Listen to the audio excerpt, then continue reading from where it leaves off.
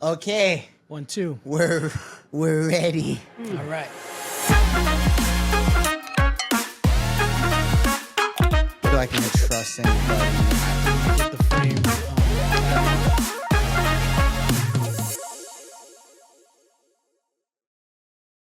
Have you ever seen something for 30 seconds and it grabbed your attention? Or have you seen someone for 30 seconds and it grabbed your attention? So today's guest grabbed my attention after just seeing him for 30 seconds. And so if you have interest in entrepreneurship, being an author, or anything in that realm, I think you're going to enjoy today's conversation. Cam, I'm going to toss it over to you as we introduce Nick Iorg. Yes, sir. Hey, as you guys already know, like, love, share, subscribe. Tell us what you like. Tell us what you don't like. At the end of the day, we do it for y'all. So if we don't know what you want to hear, then we're just going to keep doing whatever, and nobody wants that. For sure. So, But 19 years later, man. Yeah. Welcome. This is dope. You're the first person that you actually before the Air Force that has been on this podcast that I've That's known. wild. So this should be a very This will be fun. dynamic. This will be dynamic. I should bring some stuff up. Bring it up. We we open over here. Right. I'm actually interested to know. So I'm really big on mindset. Yeah. Right. So I'm actually interested to know, going back 19 years to where you guys both are at now, where was your mindset at back then, 2006, to where we're at 2025? Sir? Like for myself or what I sure. see in Cam. Both. I mean, I think Cam has always been an entrepreneur. Oh, if I'm being quite honest, from doing the studio sessions in his house and annoying his family, and like I think that. But then also we naturally gelled. We did. I mean, I think in high school, you tend to like have people that you're cool with, whatever. But like we connected on a different level. He shared things with me while we were young that like really I think naturally made me like him. I think my mindset was more of survival, even when I was being taken care of, because I always felt like I didn't really have what I should have. If that, you know what I mean? Like without like knowing it, like now, retrospect, I'm like, why did I feel that way? For sure. You know what I mean? Yeah. That's definitely. So I think my mindset now is like digesting all of that. Like literally, like as of the last probably year or so, I've been really taking the time. Well, maybe a little longer, but just taking the time to really like absorb everything that's happened in my life, and now trying to give it to people in a way that they could understand it. No. Cam, how about you, man? 2006. No, 19 years. 19 years. 19 With 2006 mindset to where you're at now. So, I mean, Nick and I met in English class, junior year. Yeah, good memory. At Thomas High School? No, in Thomas High School. Yeah. And same thing, like instantly, like we were both goofballs. Like we both crack jokes. We both have a good time. And so instantly I was like, I want to vibe with people like that. Yeah. But we both also enjoyed like dancing. And we were both in the video production class, or the video production stuff. So like we were, instantly like we're loud. Let's put it like that. But we were like, we want to have fun. We want to have a good time. And so, mindset wise though, I think like it was like, we're going to do what we have to do to get what we want during this time. Do you remember the English teacher's name? Nope. Cause you remember Alonzo? Maybe. Cause so I have a really I applaud people who like remember a lot, because I don't know. I talked to Glenn about this and other guests as well, as like I went to so many different schools growing up that and I actually dealt like emotionally about 4 years ago.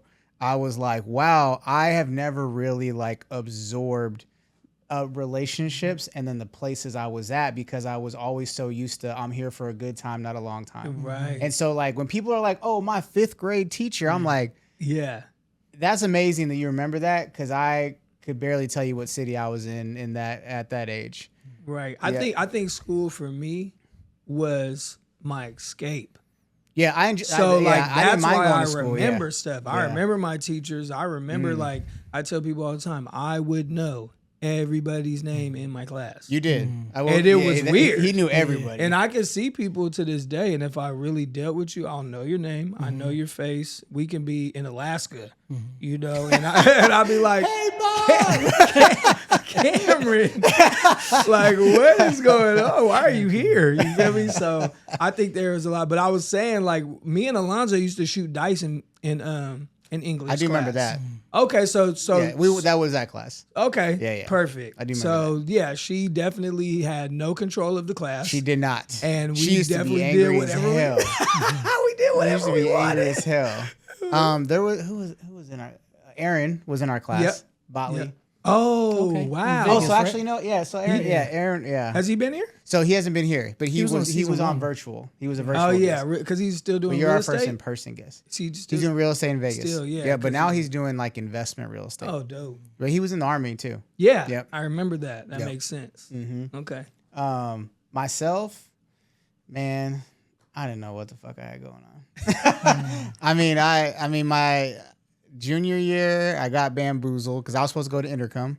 Oh, I moved from the Bay to go to Intercom because I was getting in trouble in the Bay Area. And then it was like, oh, by the way, they're only taking freshmen and sophomores. I was like, oh, okay, so I get to go to like Natomas, the old school now. right. And so, and a lot of people had grown up in that area. So it's like, you're trying to insert yourself into like cliques that had already formed in a sense. And it wasn't hard, honestly. Like, I mean, people were pretty dope. But I was just trying to figure out who the hell I was, honestly.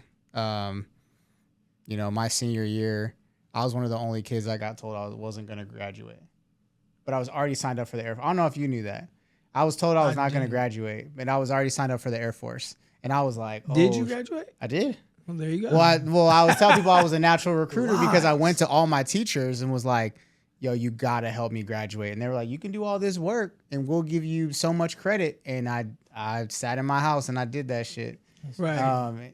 So that's all I would say. But mentality wise, I was a grinder. I was gonna make money. Like, I mean, Yeah, I used to sell snacks at school. I used to do the Right, rap stuff. facts. Like, I used to have Rap battles. and people in my house. Mom would come home like, what are y'all doing? Like, we're creating music. We're creating legacies. It's like in my closet. And, Crazy. doing that, the Taco Bell thing. Even though I got fired from Taco Bell, like my mom was like, hey, all these real estate agents, you can go clean out houses for them. And that I got paid more doing that than I did Taco Bell. For sure. They was, so it's like, that's one thing that has never changed about me is I'm always going to make money or I'm going to make decisions that get me to the next level some way or somehow.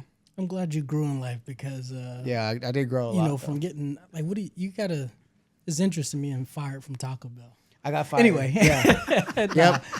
I also, you know what I also used to do? I used to do the have you ever heard of Liberty Tax? Oh yeah. I used to remember dance that. on the corner. I used to do that. Epic. But like I said, I didn't Yeah. like it's You didn't not like care. I didn't care. I was like, bro, like you gonna make fun of me, but I got bread and you don't got nothing. Like Yeah. those type of things don't bother me. I'm glad you're here because I get the next layer. Oh yeah. Came in. Oh You know what I'm saying? Like, yeah. I'm gonna tell you I really. know a lot of the stories, but like now we're going beyond the surface. behind the screen. No, that's good, man. You said something about being scared or Like school being the escape. escape. You said escape. So I wanted to ask you a question because as men, life could be as men, as leaders, as entrepreneurs, like life can get very, very busy. Right. You know what I mean? With the responsibilities of all three of those roles, right? And so where do you go to escape, like, and where you're at in life today? And the reason why I asked that is because when you said the word escape, I was like, man, like, I could relate to that as a teenage boy.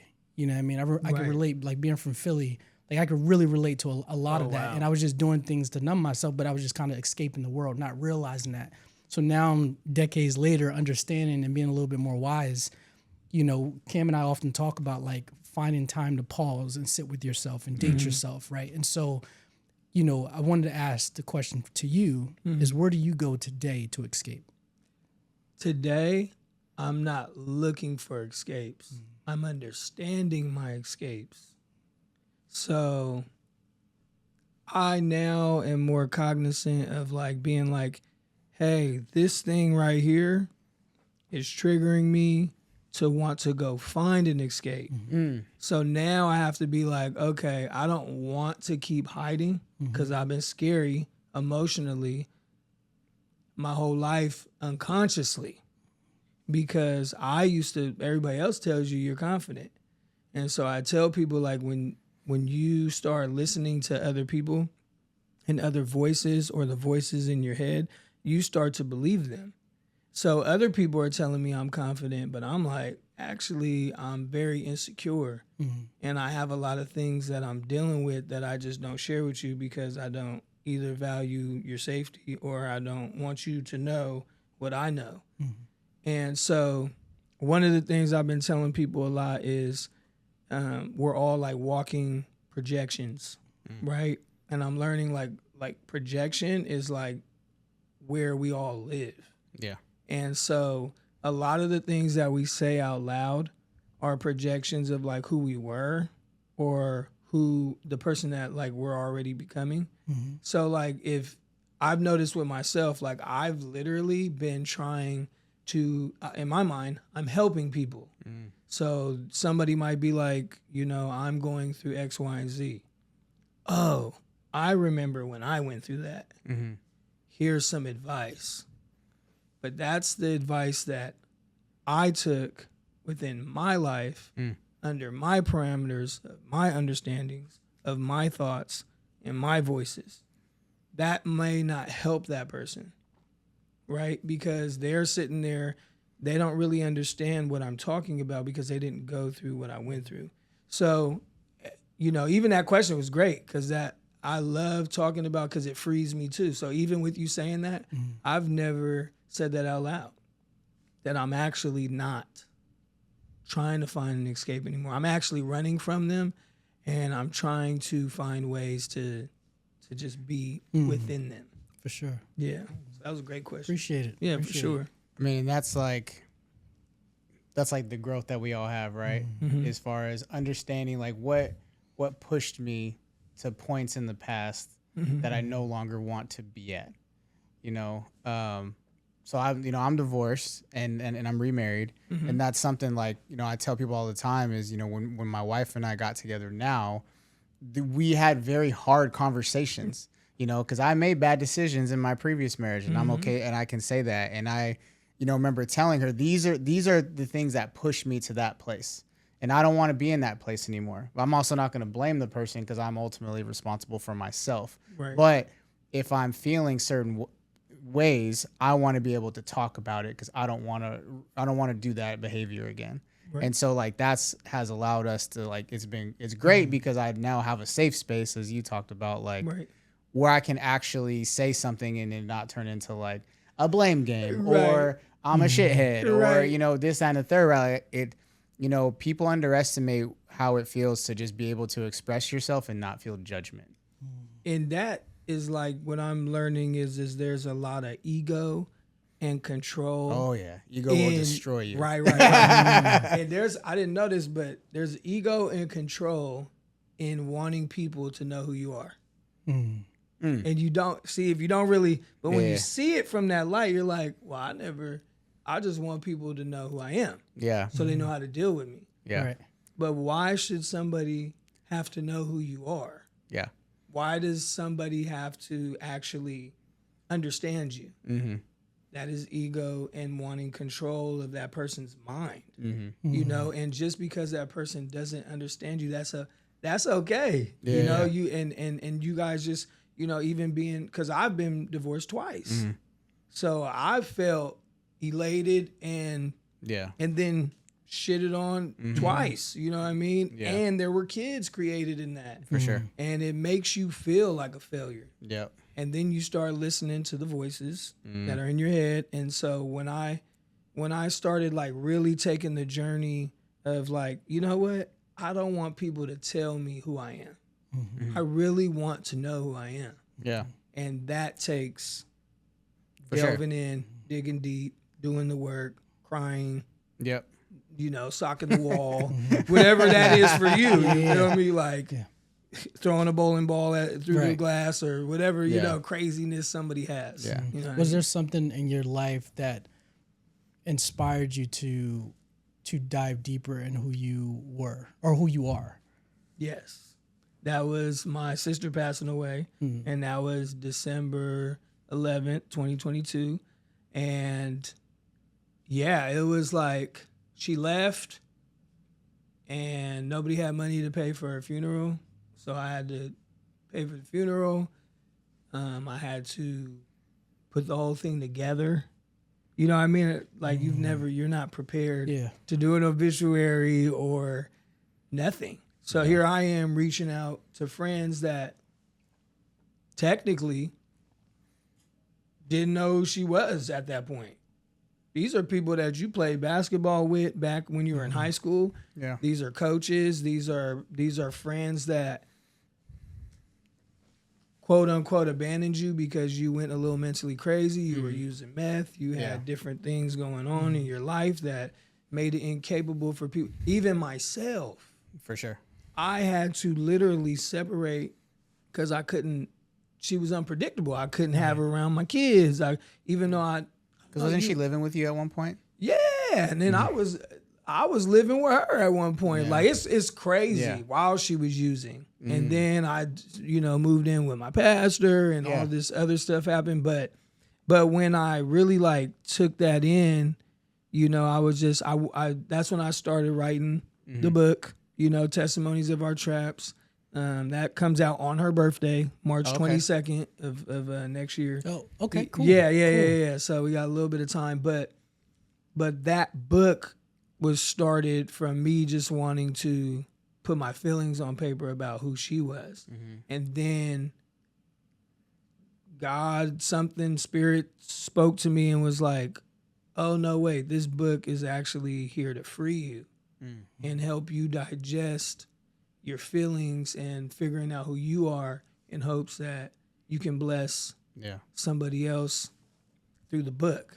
Because the book is like self-discovery from your inner child's point of view. So you're basically going back and relearning who that little kid was, when you got pushed down and said you suck and you're a loser and you didn't make the basketball team or you didn't, all the things that you failed in, and then you started creating this negative understanding of who you are. And then people would throw their little rocks at you and then add to that gravel that was like basically piling over top and to the point where you don't even know who you are. Marriage did that for me too. I didn't know who I was when I divorced. Like, because I'm trying to satisfy the person. And now I'm not satisfying myself. Correct. Right? So I think everybody that's divorced has went through that. Oh yeah, for sure. Yeah. I mean, I've talked to people about it, and I think I didn't know who I was anymore. Even when my ex-wife and I were trying to work it out, I told her, I said, hey, I don't even know what I like. She said, what do you mean you don't know what I like? I was like, I don't know what I like. I said, I'm like a father and a husband, like 24/7, or I'm a recruiter in the Air Force. Like, I think I want to do these things, but at the same time, I don't really even know if I want to do them, because then I just think about how like shitty they sound. Right. Like, I like traveling, but I hate planning. So it's like, so it's like, how do you do that? And so I think that's a good point. Is like you can get lost in people, especially when you're married, and you have to. It's important to keep your identity. Yeah, you bring up a good point, because like I think even where I'm at in my life now versus where I was just 4 months ago, like my mindset is completely different. Like I literally asked myself the question, like, who are you becoming the other day, and wrote it on a whiteboard. Love right that. Because the conversations that I'm having with my wife and with Cam daily is just like, okay, we're solving for what we look like. What is our 10X, right? And business and family and relationships, all of that. And so and looking at that, it requires us to be another version of ourselves. Definitely. You know what I mean? And so I want to, you said something about picking up the pen. Okay, right. When you were writing your book. So real quick, the title of your book again? Testimonies of Our Traps. testimonies of our traps. Going back to the moment that you made the decision to pick up the pen and thinking about perspective, because you described a little bit of what inspired you to actually pick up the pen. Yeah. And most people, or not, well, yeah, I'll even say that most people, when something traumatic happens to them, they stay in this dark place for a long time. Yeah. Right. And so you have one version of you that could have stayed in that dark space for a long time and kind of like had a downward spiral. Facts. The other version of you was made the decision to pick up the pen and use it for a good thing. And then, you know, like you said, there was something spiritually that spoke to you. It said that, hey, this is more healing for me and potentially will heal other folks. Yeah. What was it in you for you to decide to actually pick up the pen versus standing into that dark space? Right. I think it was more for me than it was for others. And I think when I think back at that moment, I think it was like once I understood that this was my purpose. So I've been writing forever. I've been writing music. I've been making holiday cards. Okay. I was laughing with my fiance, and I was saying, like, I literally used to write people's cards in jail, like their wives. And like they would send it to their wives, and then they would get a biggie bag in their commissary. Like, you feel me? Like it was like, and it's like, you're gonna run me 10. They called him the biggie bag. Yeah, man. right. Like it was a thing, bro. Like I really was always doing that, and I think about my purpose as a whole. Like when I sold drugs, I was a therapist when I sold, not like really, but I talked to people when I sold drugs. I didn't just pull up. He's like, hey, you want this bag? Yeah, right. Tell me why you want this bag. Right. It becomes a thing. It's like, yeah, man, I'm going through it. You want to sit down and smoke with me? And I'm like, I mean, I can. Right. You know what I mean? I don't have a lot of time, but I care about you. Right. Then it's like, now it's more about the conversation than it is even the drugs. You know, and I think when I really think back now and I go back through my whole entire life, God has always been directing my path, and whether I wanted to see it or not, there's been times he's, you know, put me in car crashes that almost killed me, you know, people pulling out guns, right, and pulling the trigger, nothing comes out, like just different things in my life where I'm like, yeah, like, why? And it's so weird because while you're in it, you're not, bro, that's not normal. But when you're in that environment, it is normal. Yeah. It is. You know, if you're in the jungle, you know, tigers, lions, and bears, oh my, you feel like that. That is normal. Yeah. But like in the city, you ain't gonna see no tiger running down the street, you know what I mean? So that would be abnormal. For sure. And so when I really started thinking, man, how many times have I put myself in positions because of my triggers and traumas? Right. I didn't want to be broke. I didn't want to be homeless. Yeah. I didn't want to live the way that my mom, when she didn't have a man around, we were poor, essentially, in a sense. We had shelter, but we didn't really have much. But thankfully, you know, we did if you go around the world, but I'm saying like just in a typical household, we didn't have a lot, you know, and my mom sewed my clothes sometimes, and I would have to ride my bike to the store to get groceries. We didn't have a car, and, you know, different things like that where it was like, and then I'm the youngest. So I would always be like, why is Jason, a lot of people don't even know I have an older brother, 9 years older than me, because he's always gone. I didn't know that. See, there you go. Yeah, I knew your sister, but Jason, the mysterious brother, coming next. You know what I mean? Like, it's my next book. But not for real though. Like nobody really knew because he wasn't around. So like, there's a lot of hurt and pain there. Like you're now, you know, and I hate to say it, you know him, Bill, but you're not an uncle. Yeah. You feel me? I got 3 kids. You're non-existent, and I know, but I know. Right. You're not that, not because you don't want to be, you don't know how to be. So when you change your perspective on, you know, the L3 perspective, that's why I was like, oh, that's dope. Like when you change the perspective though of how you're seeing things, that's when you can have compassion. If you can't do that little pivot in your mind and be like, well, maybe this person, you know, did go through this or that. maybe I should like chill out, you know? And then you get to know the person, you're like, wow, you went through all of that? No wonder why you're hella mean.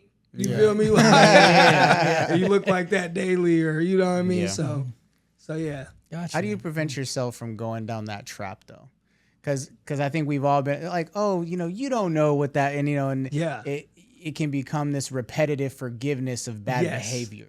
You know, so like how in your mind, people. Like how like you know, is it like a, you know, fool me once, fool me twice thing, or like, you know, from your perspective, like how do you give grace or compassion while also still being cognizant that you have to also then protect yourself? Right. I think you living that way does protect yourself. So like I'm always like the other side of the coin. People hate it. It irritates people because they're always like, why are you negotiating this? We don't negotiate with terrorists. But right. See, no, for real. But it's like, well, but maybe that negotiation is actually what's going to free you. Right? So if I'm sitting here actually trying to, so I don't think I talked about it just yet, but it's about, one of the things I'm trying to tell people is if I try to understand you before I want you to understand me, by default, you are gonna want to get to know me more because I'm taking my time out to get to know you. For sure. And I'm going to learn more about myself in the grind of trying to get to know the person. So you're going to win every time that you serve or you put someone first.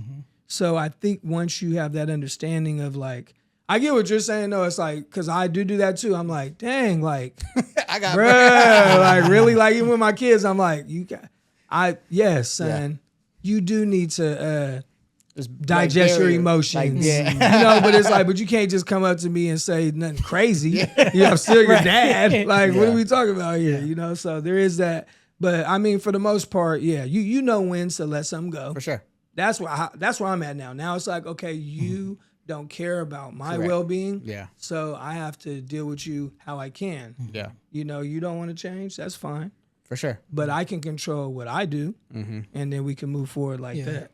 I think it's something you said, like there's power in connecting with people, right? Yeah. Like when you're a servant leader, or just have a servant heart, you know, individuals tend to gravitate to individuals like that, right? When you're just sitting and connecting, like there's a saying, is like good leaders ask great questions, and they ask great questions to connect with the individual so they can understand how they can help them move closer to their vision and goal, and then align it with whatever the organizational mission or the business mission is. Yes. Right? And I like your perspective on what you were just saying. It has nothing to do with you. Right.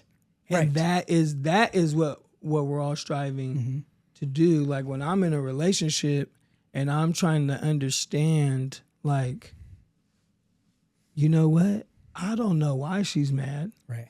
But it's got to be something because I know that I didn't do nothing. Yeah. Not when you don't. Not when you know you on the side doing your little whoopty and you playing around. You do it. You know. You know you're being passive aggressive or you're being petty or condescending. No, I know that I'm being, because it's in my heart. I know that I really want to be here for you. So if you're not allowing me to be here for you, then there's something inside of you. So now this has nothing to do with me. Right. So now let me find out, why are you feeling this way? And if you are not ready to tell me, that's cool too. You know what I mean? And then you gotta be okay with that. Right. You know what I mean? And just be like, all right. Yeah. Moving on. Okay, it's Tuesday and now it's Friday and you're still mad about Tuesday. I can't stay in Tuesday. Right. Facts. Because my kids came back home on Thursday. Right. So unfortunately, I can't keep thinking about this, and I got to prepare on Wednesday for that Thursday. Right? And then it's just the whole, which I'm still learning how to do, time management. At 37, I am still trying to figure out, what am I doing here on earth? What is, like, you know, so I do feel like my purpose is to help other people understand who they are, and just like, and basically the book is about digesting the voices and the ideas of who you think or you thought you were, and like getting rid of them, and by confronting them. Gotcha. Because it talks about how we're storing pain. Yeah. So if you never deal with that thing that happened to you in 5th grade, you've been holding that pain subconsciously since 5th grade. Yeah. Right. You're still in 5th grade. Yep. And people are making up these, you're lying to yourself. You're still, like I said, you got pushed down by that bully, and you're still afraid about that bully. You bring him up all the time. You're still like, man, if I seen him, you ain't about to do nothing. Right. Because he got bigger too. Right. You feel me? He might be bigger than you. Right. You feel me? So it's like, and we create these monsters in our heads, bro. We like, they were just a little thing. Now you're 37, and this thing has grown into this monster that basically controls you. Yeah. So book drops May 2026. 22nd. March March right? 22nd. March 22nd of 2026. Yep. So Cam and I want to buy one of the first published books. Oh, perfect. I'm gonna Cam do a and I- pre-order eventually. and I'm speaking this. I'm speaking for Cam right now. Cam and I are going to read the book. We would Yeah. love to have you back in April, Oh, so to that we talk can just about talk specifically about the book. Oh, that'd be lit. I We're love gonna that. make that happen. Yeah, it's still. I want a signed copy. Oh yeah, for sure. I'm gonna do a book signing and all that too. If you guys end up being able, I'm trying to make it kind of like a business mixer absolutely. slash, and all that type of stuff. You know, my manager in the next room, she's thorough. she's gonna get it together. She doesn't know it yet, but Nah, that's good. yeah, That's she's good. gonna have it right. But yeah, it's gonna be a bunch of different things going on. But yeah, I would love to come back and really just because I'm still figuring out the direction of, because it's not a like a normal book. It's not like a first page. Of course, yeah. It's like kind of like journaling entries. You're gonna be able to write, because I ask a lot of questions in the book that people are not asking themselves. Yeah. And so you'll be able to jot down what you feel and where you're at. And I feel like if you take the book serious, just like anything else in life, I think that you'll be able to really get something from it. Yeah, it sounds like with Billy. Yeah, it sounds like a really dope concept. Yes, I agree. Yeah. I agree. We have a friend and business associate or business partner.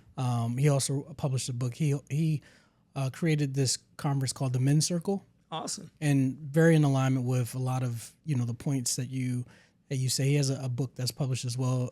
That has a journal attached to the book as well. Where it's super cool. I gotta check it out. So you went from being in jail to now like doing your own business, small business, electrician, all that stuff.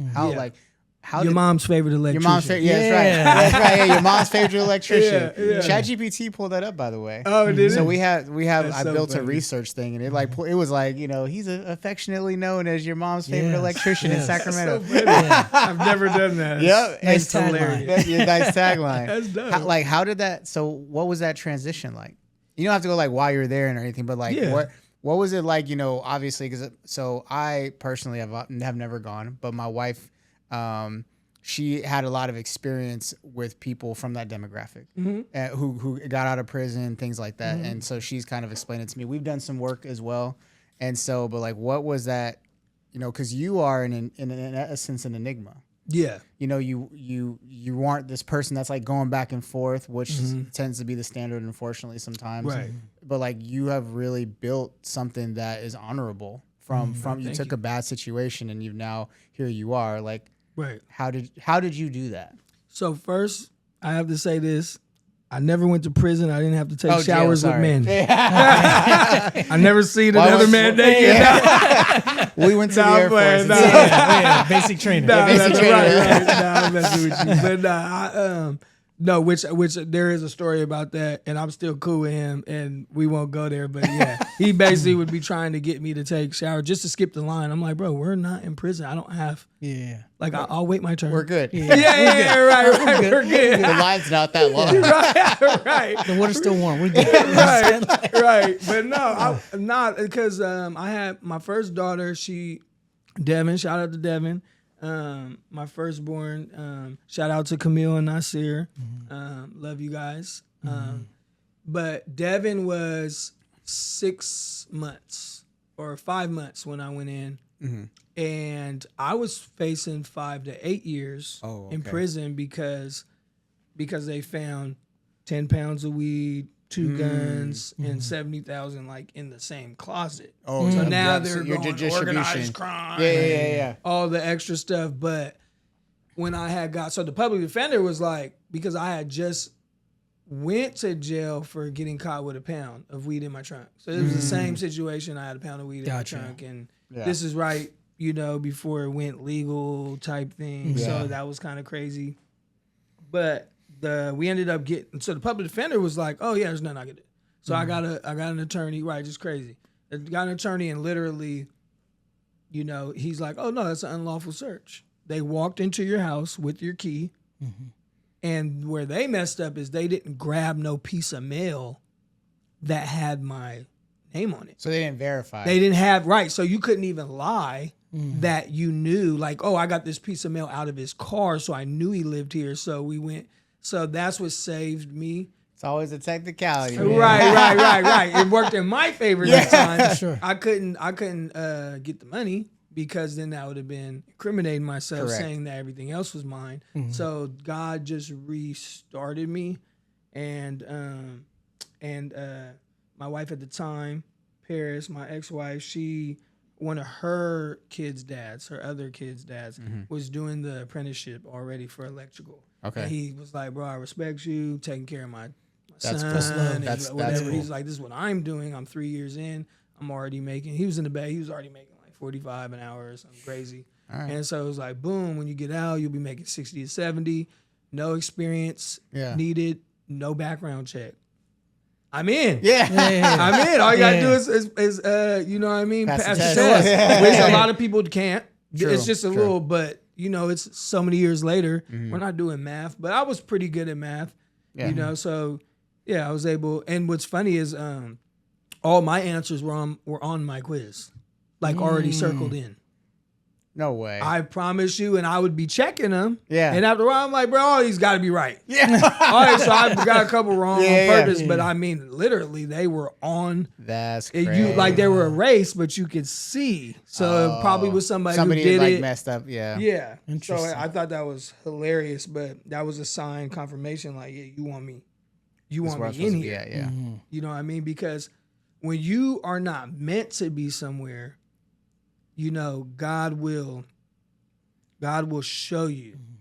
So I was thinking about it before I came here, because I wanted to kind of talk about it. But like, I was working at the gas station, aisle 1, with Bel Air. It was that first gas station. Remember? Thomas. Thomas, right off of Arena. Yeah, Arena and Bel Air, right there, right. Yeah. So I'm opening up at 4:30 in the morning until about 1 in the afternoon. When I get off, I go home, I take a shower, I'm to the block, and I'm selling crack, right? Because I'm like in that scarcity mindset and poverty mindset. I don't want to be broken. So now the trigger or the trauma is now leading me into a place where I shouldn't even be. So I'm not gonna take too much time, but there was 3 indications, and I blocked each one. Like I didn't really, where I was like, I shouldn't be here, right? So there was this lady that obviously she was a knock, someone who used drugs. She walks up to me and she's like, she gives me her EBT card, right? I didn't even know. I personally didn't know nothing about EBT cards like that. So I didn't know. I thought it was just food stamps. Yeah. I didn't know you could have cash on it. She's like, take my card. I got 800 on here. I want it all in crack. Holy shit. Wow. Boom. I'm like, I'm 17, 18. I'm like, me as a heartwarming person, because that's one thing my mom taught me was love, which is one of the L's. And I'm sitting there, I'm like, but you got kids. Said it to her, I know you got kids, I don't want to. And she's like, if you don't want to effing do it, somebody else will. And in that moment, my trigger took over my emotion. Yeah. And that's why I tell people, like, if you don't get a hold of that, Yeah. you're going to go with, so in my mind, I'm like, yeah, I need this money. Yeah. So, boo, boo, boo, boo, broke it down, sure. you know, broke it off to her. Another day, my friend, I'm noticing, I'm like, well, the person I'm on the block with, we're cool now too. And I'm like, man, I asked him, I'm like, bro, why you? Dude always walks by. He's always like, man, serve him real quick. Serve him real quick. And I'm like, bro, get your money. You feel me? It's good. You know? Serve him real quick. I'm like, bro, why do you always, what's wrong? He's like, that's my dad. He's like, I can't sell crack to my own dad. And I'm like, bruh, you feel me? I'm sitting here like I'm digesting it, and I'm like, I couldn't even compute. Like, why is your dad out here where you're at? Why are you where your dad at? Where your dad's at? And how are you able to see him walk by you, and then you not serve him, and then you're still asking somebody to serve him because you know he needs it, and you start really like, these are things that aren't normal. So then my buddy DeMarcus, he passed away. That was my first tattoo I got, but he got killed on the same. But it was just indications of, bro, you're not supposed to be here.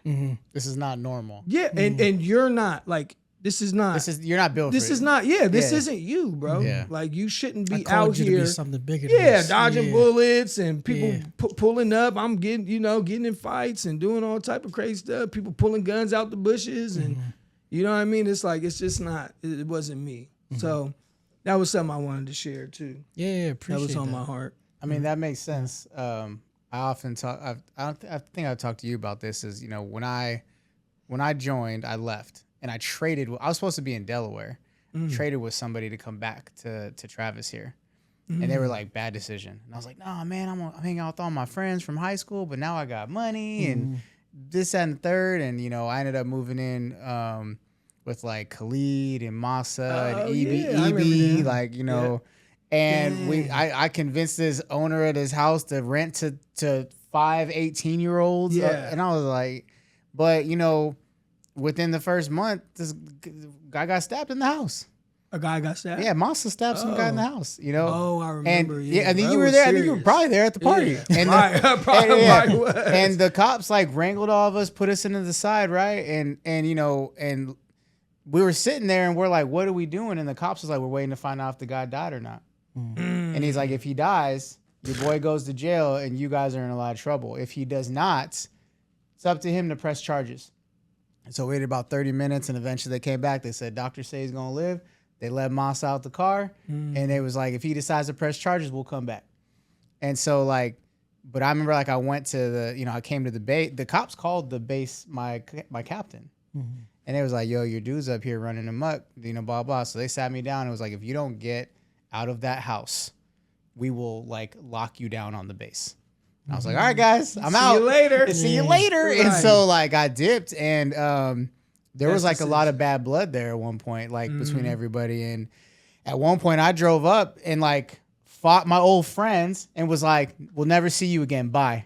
And dip. Oh yeah. On purpose. On purpose. Like they were like, what's up? Talking. And I was like, I'm gonna come up there. Yeah. We're gonna handle business and you will never see me again. Right. And that's what happened until 10 years later, Khalid and I finally like reconciled. Khalid was dope. No, Khalid, I mean, he's still dope. He's doing his own thing, but like eventually we reconciled, right? But once again is when we talked about it, he was like, yo, like you really hurt me. Like you were my best friend. Right. And you left. Like we were supposed to like destroy the world together. You abandoned it. And you abandoned me. Yep. And I was like, how you feel? Damn. I was like, I don't agree, but but I understand you feeling that way as an 18-year-old and I'm your best friend and you don't even really like people like that. And now like your brother in retrospect just like left you hanging. Right. But in that moment in time it was for you. No, but that's what I like that right. I tell people I took the sign and I left. I could have held on like, no, we're all homies and right. But I was like, I have things that I'm meant for, and if I don't leave this situation, I will never accomplish them. Think about that. These are big, adult, mature decisions at a young age. Yeah. Right. At 19. You feel me? It's like you didn't have nobody telling you. Correct. what decision to make. Yep. And that's why I tell people it's okay if you 37 right now. There is the time don't matter. No. Some people, I mean, I know there's tons of people, but tons of people became successful after their 40s, 50s, right. 60s. Like, it's Oprah. Right. I'm telling you. So Colonel Sanders. Yeah. I mean, it's the laundry list. 60 of years yes, old. exactly. Yeah, laundry list. Exactly. And now, look, so you can leave a legacy at the last 2 years of your life if you do it right. Yeah. So. I was in a meeting today, and one of the leaders that I'm coaching wrote on the whiteboard, what does success look like for you in your life? And so we had a deep conversation. It was like seven other people had a really deep conversation, and I ended up I carried this book around that I write in, and then on the first I brought it to him because I had a definition about success from John Wooden. Oh. And it really talked about success as a peace of mind, right? And so anyway, I kind of read what I wrote in the book, but I was telling him, I said, that was on the second page. A couple years ago when I got the book, the first word that I wrote in the book was legacy. And, I end up talking about legacy isn't something that you leave people, it's something that you leave inside them. You know what I mean? And so what you saying that, regarding the legacy, I'll ask you, being a father, when, we think about legacy, like what does that look like for you? Or, what does that look like for you? When you were saying that, I was telling somebody the other day, and I was like, you don't get paid to know who you are. Like you can, like, you know what I mean? Yeah. Like if you, in the grand scheme of things, but the things that you do in the dark, or the time that you have with yourself, or that you give your kids, praying with your kids at night, I'm holding their hands and praying with them, like nobody knows that I'm doing that. I don't care, but those are the legacy moments that you're creating. And honestly, that is good, because I never really thought of it, but you're right. It is something that you leave within someone, because if it's something that's tangible, that legacy can leave. Right. But Yeah. but what you instill in someone's heart, someone's mind, and someone's overall, they embody that. Right. Like, oh, my dad was always asking me who I was, or my dad was, because I say all the time, I said it. My mom, the greatest thing my mom gave me was love. Right. Yeah. She didn't have money. She still don't got no money. You feel me? I love you, Mom. I love you, Mom. You feel me? Like, she wasn't financially literate, and but what she had was love. And she gave me love. And even when I didn't have an understanding of love, I can look back now and be like, I'm so thankful that you gave me something. Right. And I can carry this now, and give it to whoever, whenever, however, and just keep curating what it is, which is my purpose, my gift, my talent, and just not being a generational thief. And that's legacy. Yeah. Right. That's what's And you bring up something that I always kind of talk about is like, don't give me the woe is me, because I grew up with love in my house. Same thing I say with my mom. With my mom, like I just had my mom, didn't have my dad. Be like, I'm like, bro, don't even trip. Like, I had love in my house. Like, my mom is still one of my best friends, and she, we make a joke that my mom has no confidence because I took all of it from her. Right. But people always tell her is like, you raised probably one of the most confident people, but sometimes you feel as though you don't have, like, where do you think he got that from?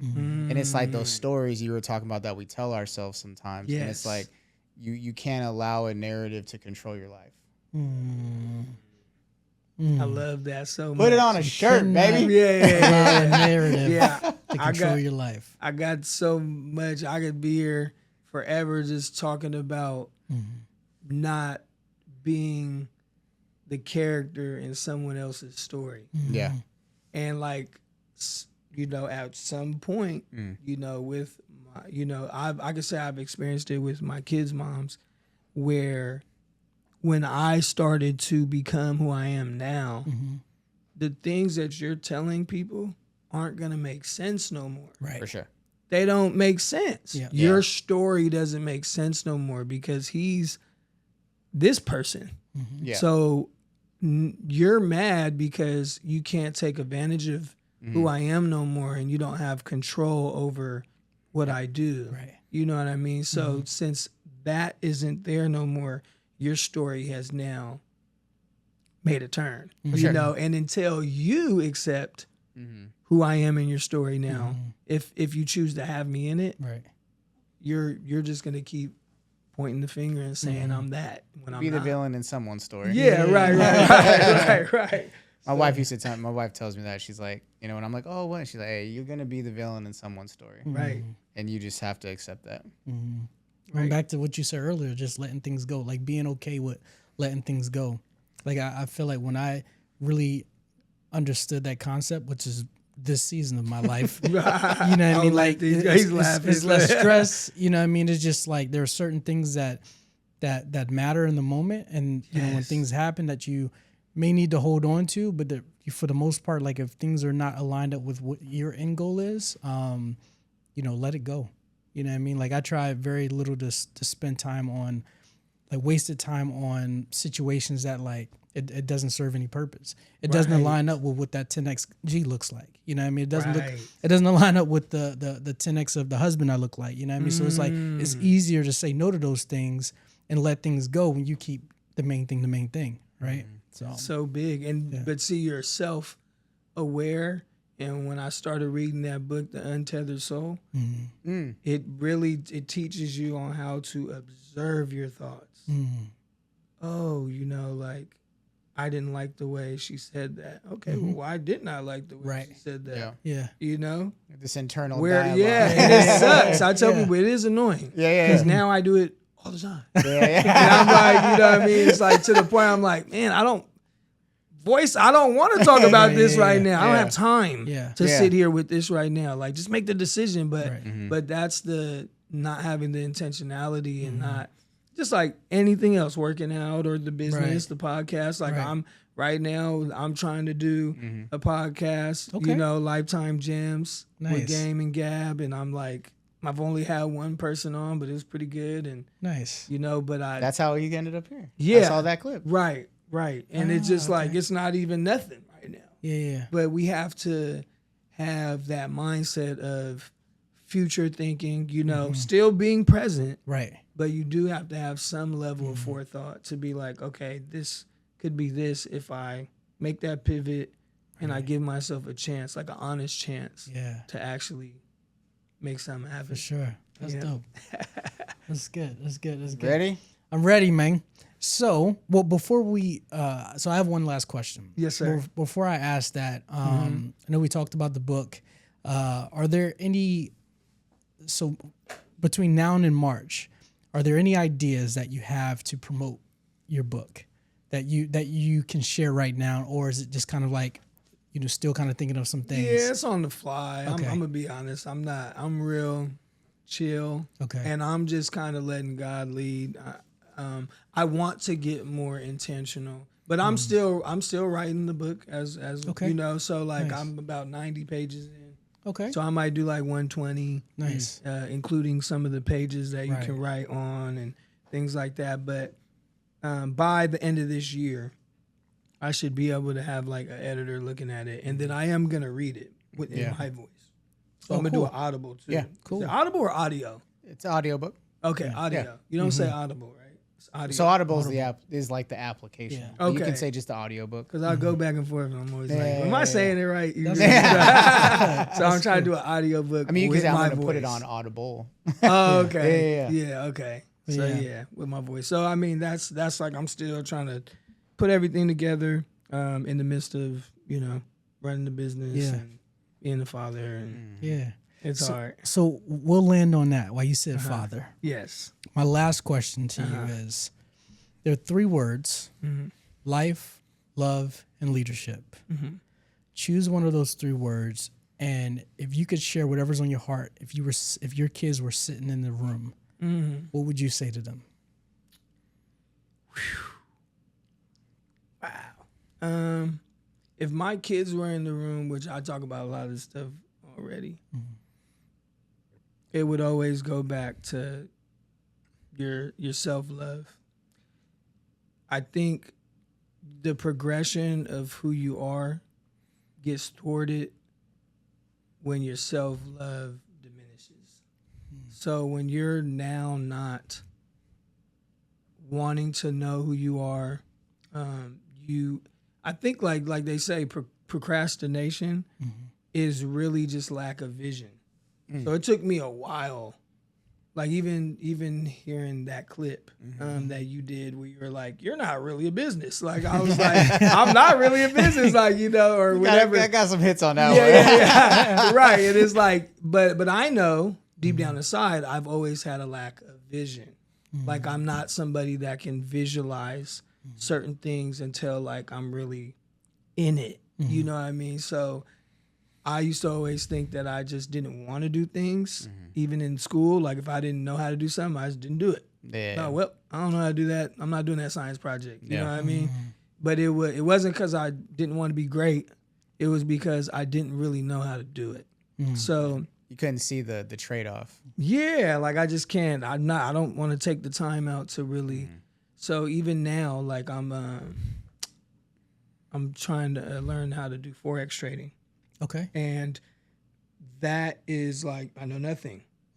And, excuse me, the dude is, Bryson, he's like teaching me. We're doing like one-on-ones and he's teaching me from the ground zero. Yeah. And it's like, man, how much of a teacher you have to be to dumb down something and make someone have a better. So I started telling myself, if I can't teach this to my kids, then I don't really know what it is. I don't have a full understanding of what this is.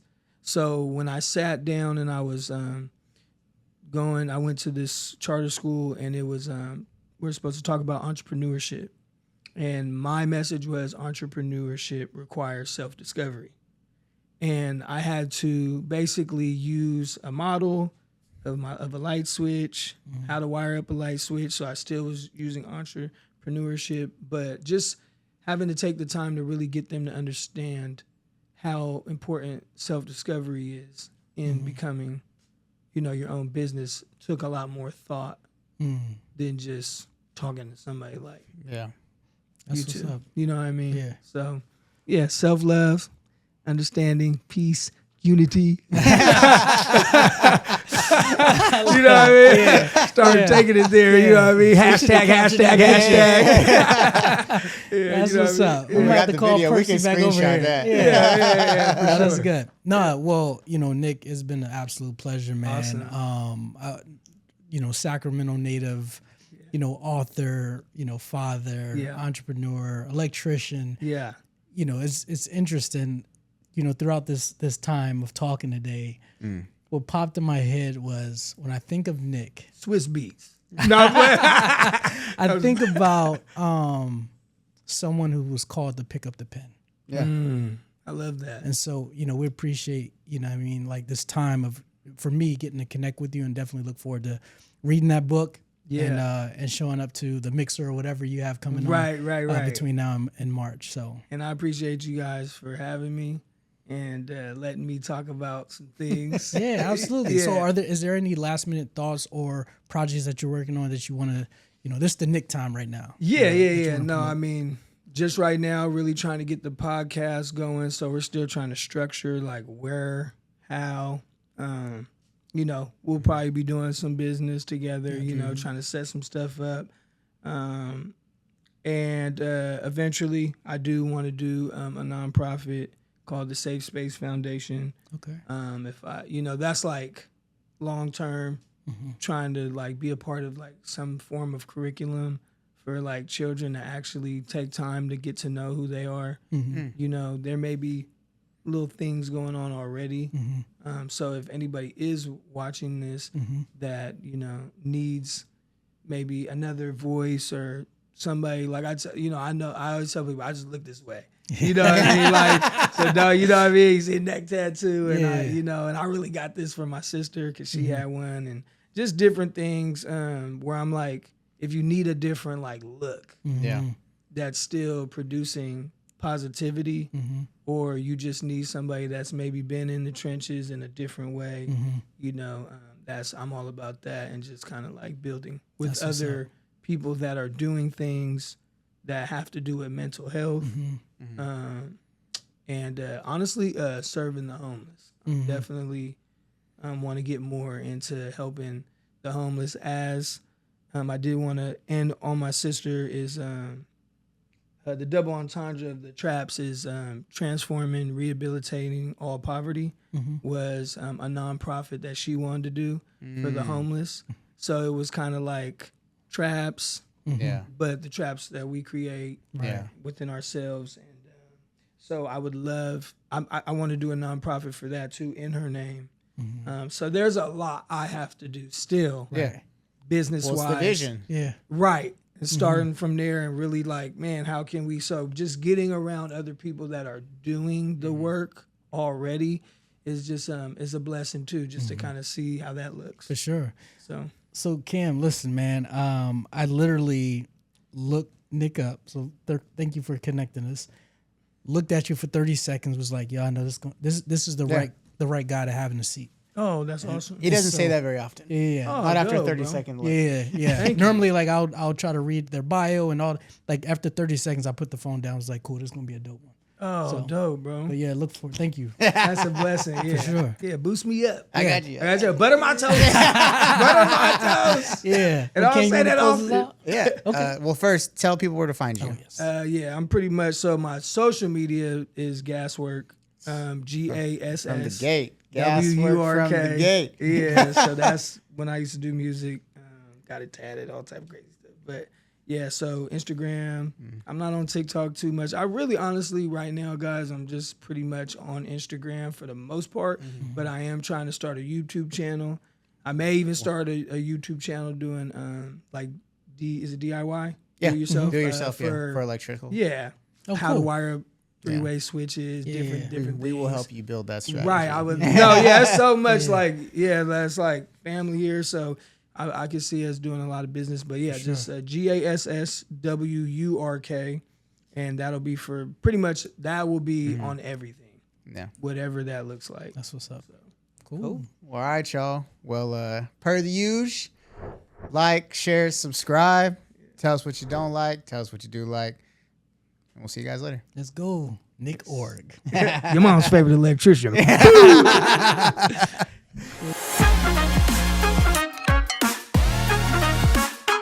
feel like you can trust anybody.